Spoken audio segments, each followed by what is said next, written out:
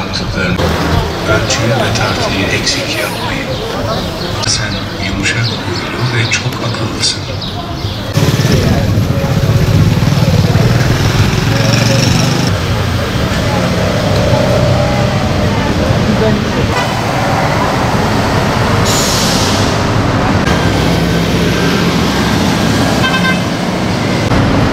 Konuşmak ister misiniz?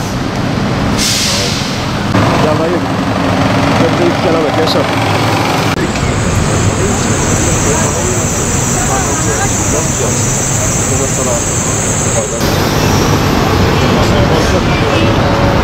Şu anda ülke olarak hatta dünya genelinde bir kriz var. Bir ekonomik darboğaz var. Yani bu ekonomik darboğazda belediyelerimizin bu masrafları yapmasını ben uygun görmüyorum. Aynı zamanda bu konserleri Ramazan'da da gördüm bir tanesini. Denk geldim o Ramazan sokağında. Yani böyle pek uygun olmayan, gelen kişilerin de konser veren grubun da yani İslami hassasiyetin ötesinde yani LGBT gibi bile ona yakın bir şeyleri var.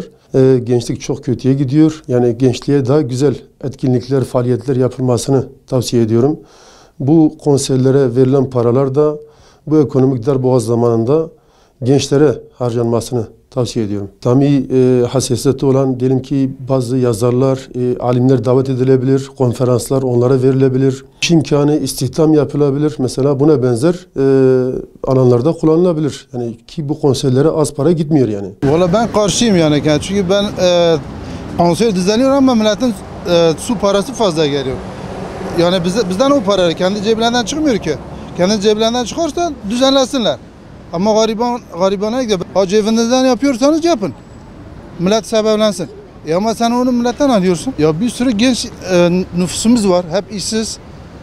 Çoğu gençlerimiz de hep esrarın peşine düşmüş, şeyin pençesine düşmüş. Eroinin peşine. Yazık değil mi? Bu gençler bizimdir.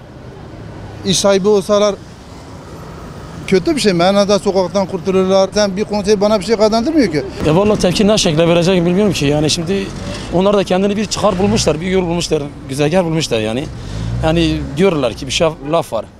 Herkes kendinin küpünü doldurmanın derdine düşmüş. Mesela halkın dili, halkının sesi kimse dile getiremez. Ancak siz bir güzel insanlar dile getirir.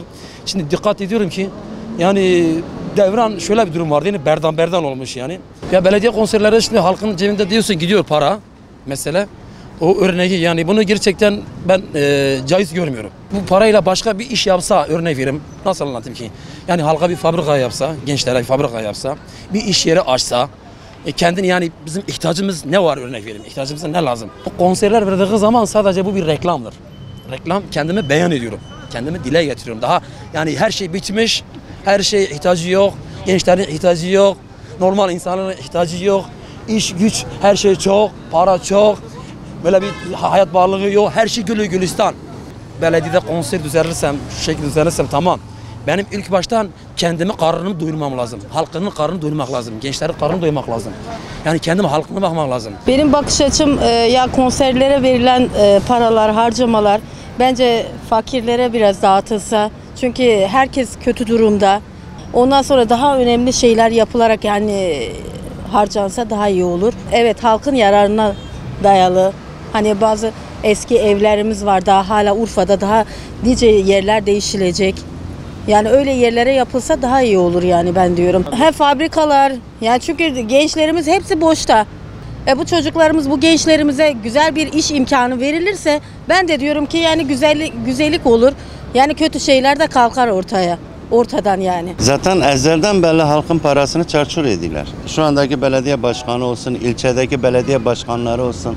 Yaptıkları hizmetleri bir sıralasınlar hele. Yapılan konserler yani kim gidiyor? Konsere kim gidiyor?